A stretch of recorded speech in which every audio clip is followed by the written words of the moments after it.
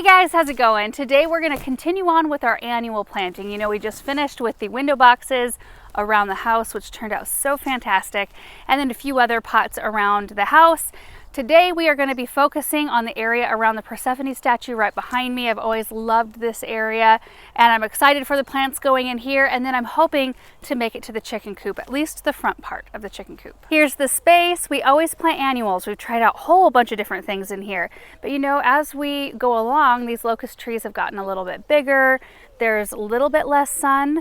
In the morning, it's pretty much shade. And then you can see right now we're getting into the middle part of the afternoon. It starts getting sun here, and then it'll get just a tiny bit back here before the end of the day. But these two beds definitely are more shaded than these two right here, except for that one looks like it's got more shade this year. Those kinds of areas are always really interesting. It's like on our west side, you know, underneath the maple trees.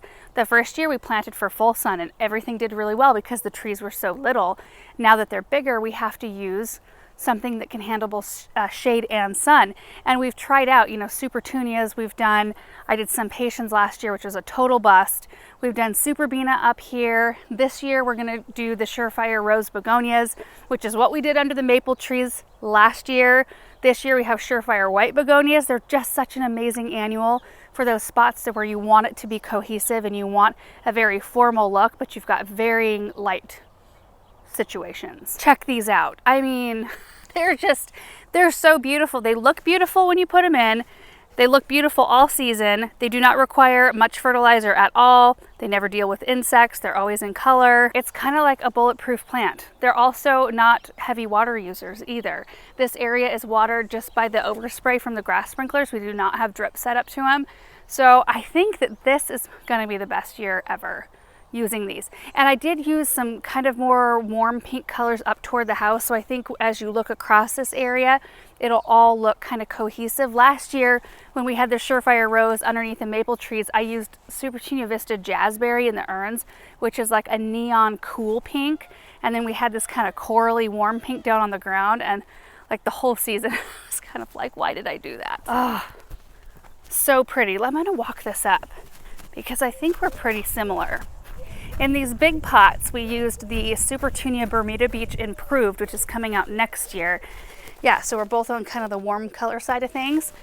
And then up here in the window boxes, we used the Double Delight Blush Rose. So this one's definitely a little bit more cool, but it's not as jarring as the Jazzberry with this pink. And the alliums are so pretty. Look at that. Oh, I'm gonna love it. I just know it. So I'm going to place all the plants, then we will dig holes with the auger and get them in the ground. I am going to toss some Biotone starter fertilizer in the holes, even though probably not necessary for this plant, but I feel like if I do that in the beginning, we can skip several weeks and not even worry about fertilizing these at all.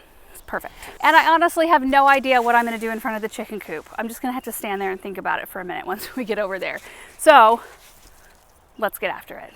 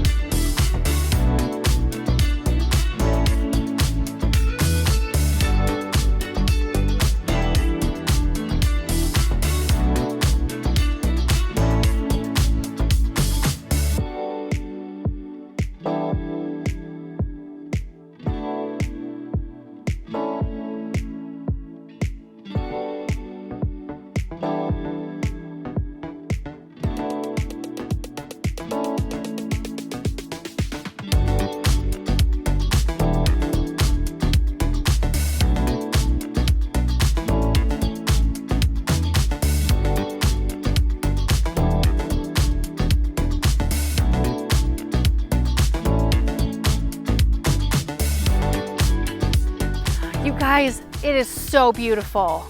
So beautiful. And I only kicked like 3 bulbs up. I have them in a little pile, so I'm just going to replant those.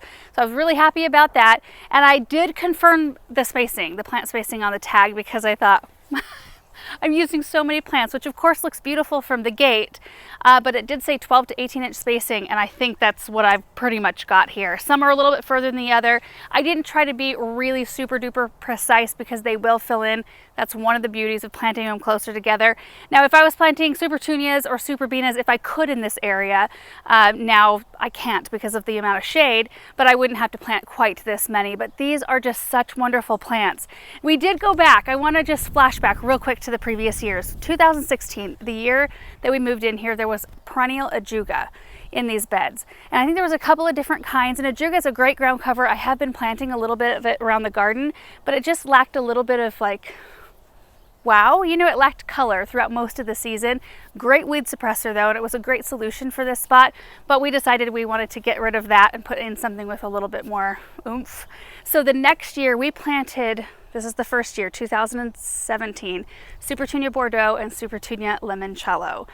I love those 2 plants so much, and I've planted them in the containers along the east fence line before, maybe the same year. Maybe I was trying to color coordinate, but it was a pretty mix. They didn't, of course, do quite as well toward the back. What was the next year? I think it was, let me grab my notes. Okay, so 2018 was Supertunia Royal Velvet and Supertunia Latte, and that was really pretty. And what I did was, like, the Royal Velvet was in 2 of the corners, and then the Latte was in the other 2 corners. Then 2019 was Supertunia Vista Fuchsia, all of it. And it was like bright and bold, very much so a statement. 2020 was Supertunia Mini Vista Indigo and Mini Vista Pink Star. I think that's the pink variety. It was a pink and white one, but I had the Mini Vista Indigo in these 2 corners and the pink and white one in those 2 corners. And then in 2021 we did Superbena Sparkling Amethyst, and I completely forgot that we had planted the Sparkling Amethyst here, which is one of my favorite varieties of Superbena. It was gorgeous. So then that was 2021. 2022, like I said, were some patience, which was a total bust. Partially user error. I mean, I planted them, we had a cold snap. I forgot to cover them, so it kind of set them back right from the beginning, and they just had a really hard time catching up, and they didn't like the water. Didn't they get spider mites? Something. So anyway, they all ended up coming out. I just think this is going to be a great year because these are going to do equally as well in the full sun as the ones in the back that are getting full shade at the moment in the afternoon. So it's going to be fun. Now, one other thing I wanted to show you that makes this whole process, when we plant lots of things like this all at one time, you guys know I use a lot of augers. I use augers a lot of the time, and we now have a Laura Edition auger. This is made by Power Planter. We asked if they would make one like what they have, but with a smaller flighting. So that's what the curly part of the auger is called. This is what the normal Power Planter is like, and while it's awesome and it does help you to dig a little bit deeper, it adds quite a bit of weight to the auger, and I'm all about making it less work on my body. It took me, Aaron timed me, on one of these corners, it took me 1 minute and 20 seconds to aug 30 holes. Each one of these corners has 30 holes, and that's the whole thing for me. Like placing the plants, I can tap them over with the auger, drill my hole, tap the plant, drill the hole, and it's so fast and efficient, and just having the little bit of extra weight gone from the end of the auger is awesome. So now we have the Laura Edition in the 3-inch size, which is perfect for annuals, and we have the Laura Edition in the 2-inch size, which I use for all my stuff out in the cut flower garden. So it's the 36-inch long one, and it has a 2-inch flighting at the bottom instead of 3-inch, and it's perfect for plant packs and seed trays. That size. I do use the 5, 7, and 9-inch augers a lot too from Power Planter, but they were perfect just the way they are. I have no problem with those. And you kind of want on the bigger stuff to have a little extra weight because it helps kind of guide you down. But for this small stuff, when you're only going this far down for a 4-inch plant, I want it to be as lightweight as possible. So we will link that down below, you guys. Now I gotta go stand in front of the chicken coop and decide what we're gonna do. All right guys, it's a new day. It took me a little bit longer to figure out what I wanted to do in this space than I thought it would. It's going to be so pretty, and I ended up bringing out some dahlias that I had potted up and started in the greenhouse earlier. We're going to plant some perennials as well as some annuals. Plus, it's overcast this morning and so nice. Yesterday when I was out here working on it, it was full sun and pretty hot. So I think it's going to be a lot more pleasant for all of us. It'll be easier to see all the detail in the plants and all that. So I do have everything laid out that we're gonna be planting in here. So let's walk through that and then I'll get it all in the ground. Starting on this side, now this pot is not planted yet, but it is so pretty.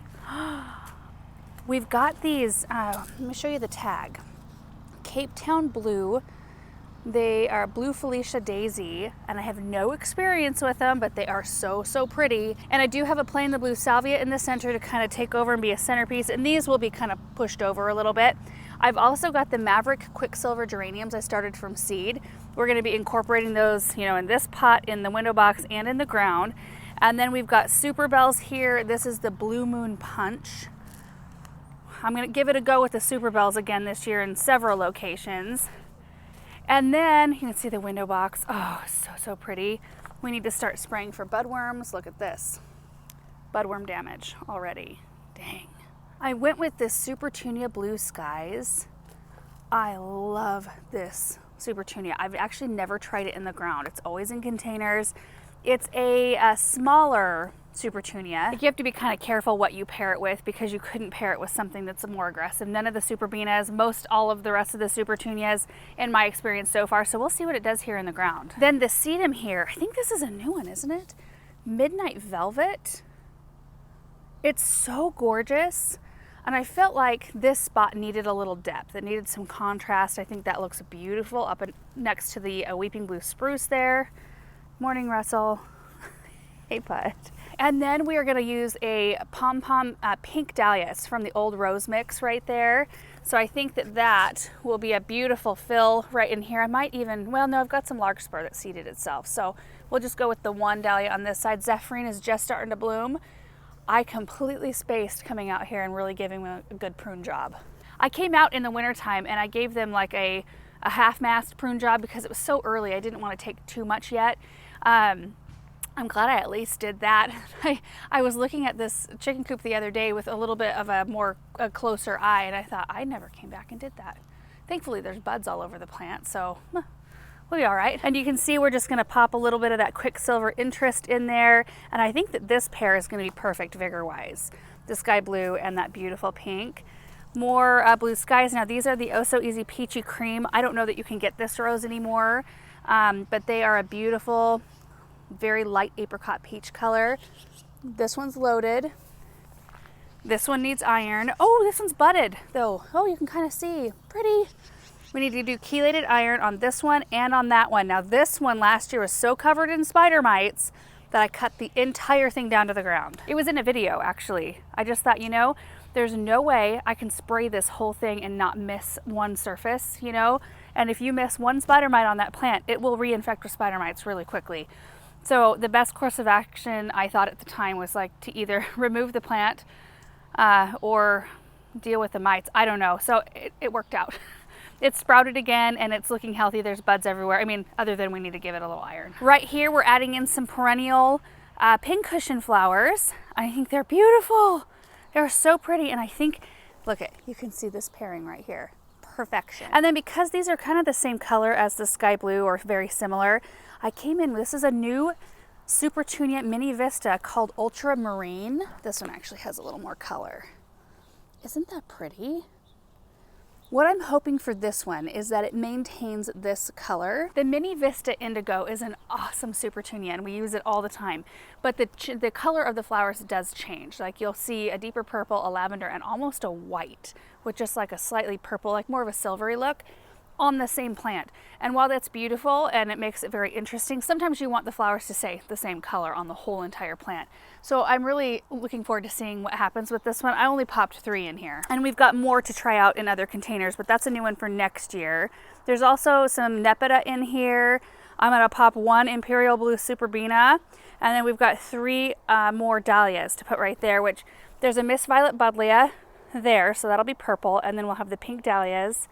There's one of my girls just chilling in there. Hey, chicken. Where are the rest of the girls?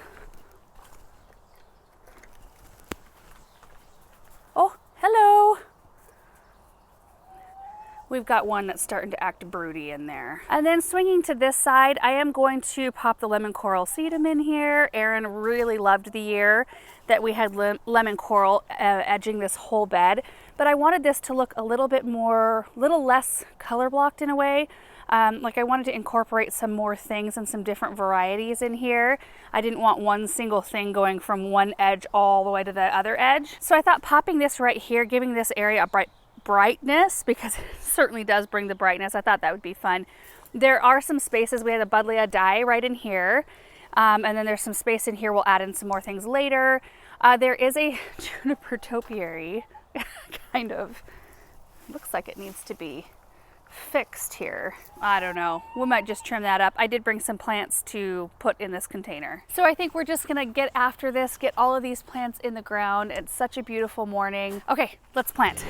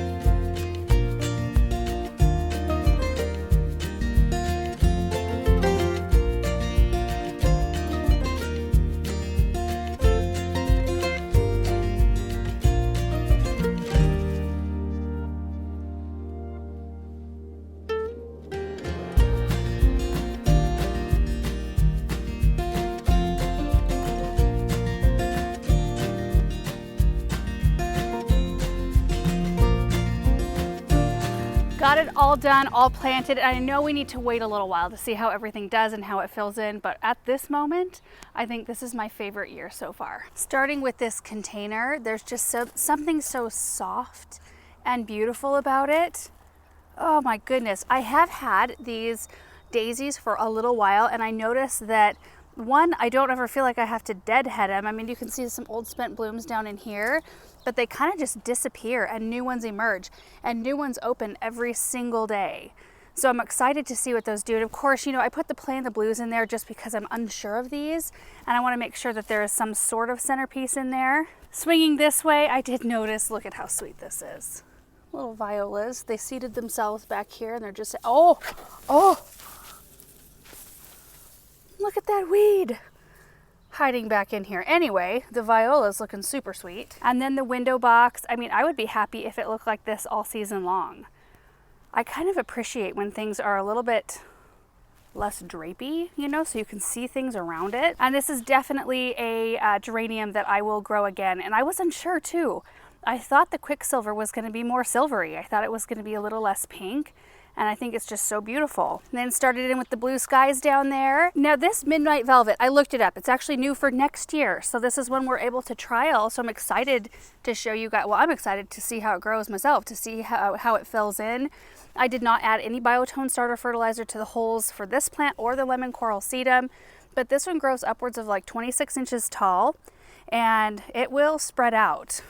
Like it will fill in this space. Of course, you know, the dahlia and larkspurs are kind of annuals.